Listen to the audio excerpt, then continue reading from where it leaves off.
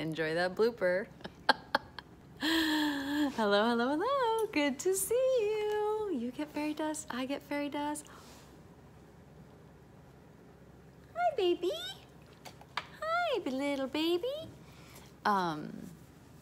Welcome to another chapter of my Eating Disorder Recovery Stories 12 Steps edition. We're on step 2.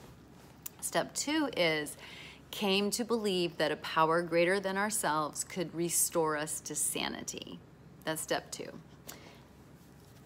Restore us to sanity about whatever the fuck we're unmanageable about and whatever the fuck we're powerless about. That's what that means for me, is that basically if we can get to the place where we can come to believe that a power greater than ourselves could restore us to sanity, then that can help us free us from the prison of our addictions, including codependency, or any of the other addictions. In my case, food and codependency. Okay, so I want to start by saying, so the 12-step program is a spiritual program of recovery. So I had no issues with the spirituality aspect of it. So I really didn't have a problem thinking that a power greater than myself can restore me to sanity. I mostly think about my spiritual life as like my magical life. Just magical things can happen and have happened beyond my wildest dreams. Mostly healing my addiction a day at a time. And childhood trauma stuff, but to heal that addiction is such an incredible accomplishment. I mean, if any of us get an hour free from it, a day free from it, a week free from it, whatever that is, in and of itself is a miracle. Like, just to be free from it just for a little bit is, to me, is fucking magical. Because it ruled me and controlled me and stole my life from me. And so for me, it is a magical thing. Okay. But this is for people who want more. If you have a strong spiritual program and a strong religious program and have a great relationship with your higher power, these are no-brainers and you don't need to watch these videos. But I thought it might be helpful. So even though I did believe in a higher power, the thing about it was, it's like, why would that higher power fucking help me? Like, all the bad things I did, which in the scheme of things weren't that bad, but all too bad to myself and to the people that loved me. But I felt like, I was a horrible, horrible, horrible person, and I hated myself. So why would this higher power or this God or whatever help me? Why would it even care to restore me to sanity? So those were my issues that I had to work on and understand. But let's deconstruct the step. Let's see, let's deconstruct the step. Came to believe. Okay, what that means is you don't have to believe today. So in order to recover, you don't have to automatically believe that you are restored to sanity. You don't automatically have to believe that. You get to come to believe. If you don't believe it right now, that's fine. You're still in recovery. The work is, on step 2, is to come to believe it. And partially how you come to believe it is when you start to see it in action. And see it in action in the lives of other people. A power greater than ourselves. Okay, so if you are an atheist or a agnostic, this might be helpful for you. This is not original to me. I've heard these in meetings. I've heard my friends who are agnostic in recovery and are atheists in recovery say these things. And it's also in the literature, because they truly want the program to be accessible and this 12 steps to be accessible to everyone. And we can't help that they were written in the 50s and by men. We can't help that. So we just do our best and to try to make it fit into our lives just so we can have, what is she doing? Does she want to be the star of this show? Just so we can have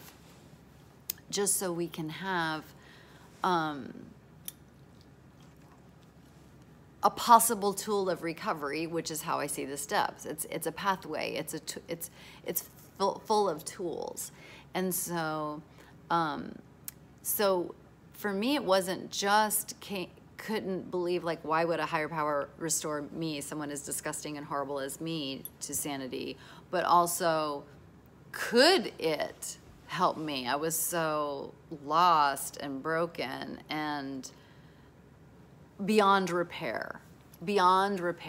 So that, again, this is some of the work that I had to do. I came to believe that I wasn't beyond repair, and I came to believe that a higher power could restore me to a sanity. And again, even though it was written by men in the 50s, the words are pretty amazing. Like, think of that. It doesn't say, I'll take your addiction away, but it will restore us to sanity. It won't restore us to who we were before the addiction, but it will restore sanity. That's what the steps can help us with. So come to believe that a power greater than ourselves. So let's talk about the power greater than ourselves if we're agnostic or atheists.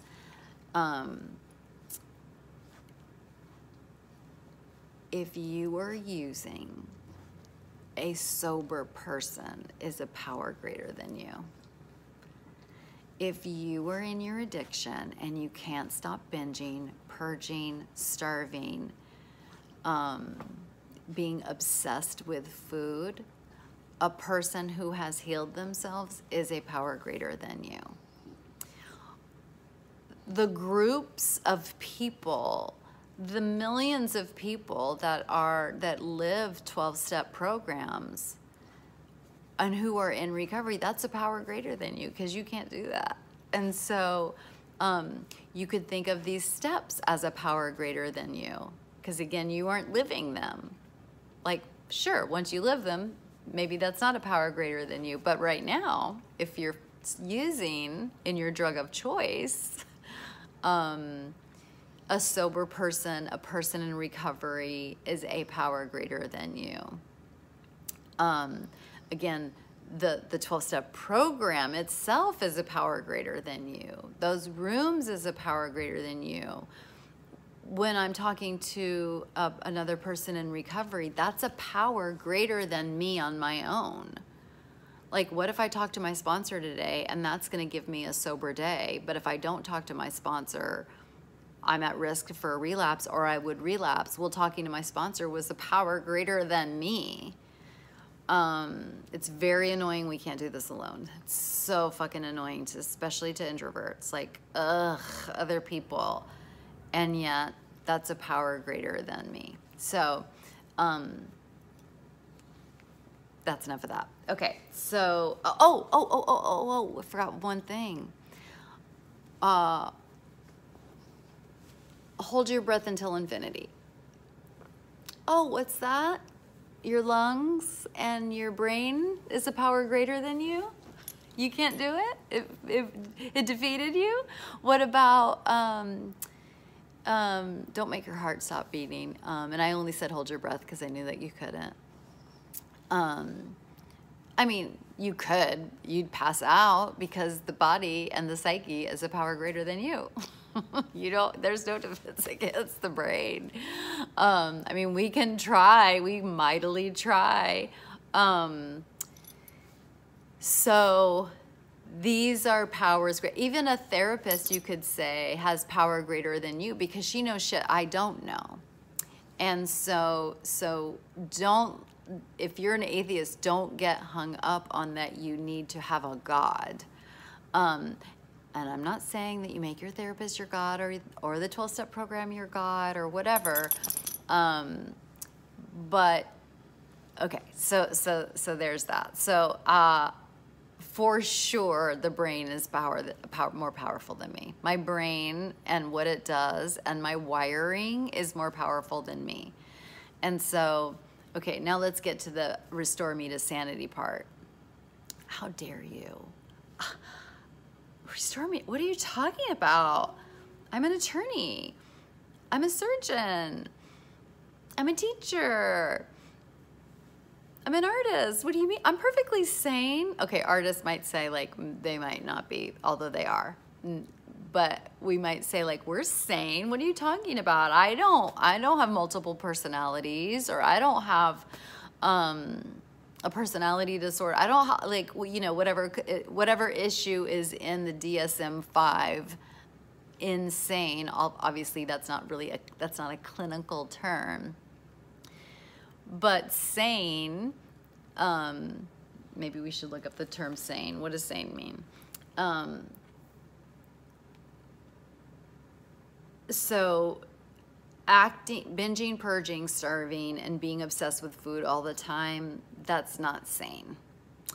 Of sound mind, reasonable, sensible. We're not reasonable when I'm not reasonable when I drive to multiple drive-thrus and spend the day in my house with the shades drawn, binging and purging all day long. Like, that's fucking insane. I'm not saying when I'm overeating at a meal, like just gorging myself on food, whether I purge it or not, binging by myself. That's not of sound mind. That's not reasonable. Okay, so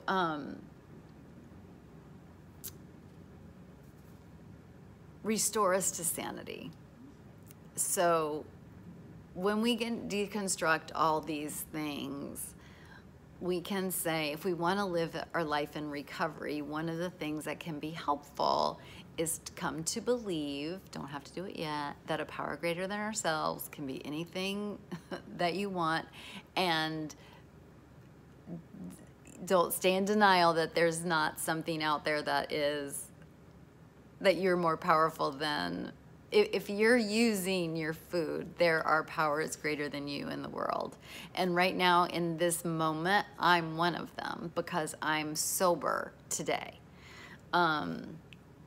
P.S. Just a fun little saying from the 12-step world. You know how they have all the great sayings. One of them is, the most sober person in the room is the one who woke up the earliest. So it's not, 12 years of sobriety, 10 years of sobriety, 30 years, 50 years of sobriety. The person who is the most sober is the one who woke up the earliest. So if you're trying to work these steps, these are just some other things to think about. And you get to be creative and think about all the things that are more powerful than you. Like a day without using is more powerful than me on my own devices. I need a lot of things to stay sober and normal and sane. So hopefully that's helpful to you. If you have questions about step 2 or resistance to it, just remember, you're the cynical part of you is way mixed up in your addiction. Like, being very cynical is a way to keep yourself using. And so it's very annoying. Look, I didn't want to do any of this. I didn't have a choice. And I don't think that this is the only way to get sober, obviously. Like, it didn't just take the steps. Remember, I've gone to treatment and stuff. So, but why not work them and see what happens? But yeah, you can, write all about coming to believe, write all about power greater than yourself, gripe and moan and bitch and complain about, like, this is the stupidest thing I've ever heard. Like, write. Try to prove your sanity while you're still using. And using doesn't mean using right in this moment, but again, using again. If you use again after this moment, the addiction, and you don't want to, the addiction has you. Okay, so I hope that's helpful. Love you. Bye.